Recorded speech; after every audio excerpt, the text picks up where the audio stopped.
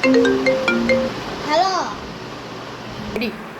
Hello ভাবি, কেমন কি ভাবি, জানেন না আপনার দুলাভাই আমার জন্য থাইল্যান্ড থেকে সুন্দর দেখা দামি দেখা একটা শাড়ি কিনছে, অনেক সুন্দর কালার। কোন ভাবি?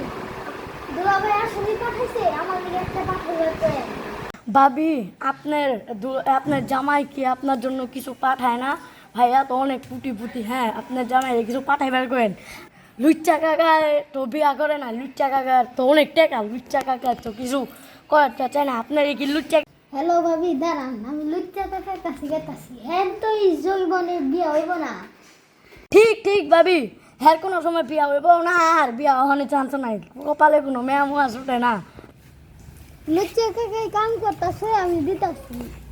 ম্যান লুচ্চা কাকা দিতে লুচ্চা কাকা কি করতেছেন? হ্যাঁ, একটু কোন দেখি আমরা শুনি।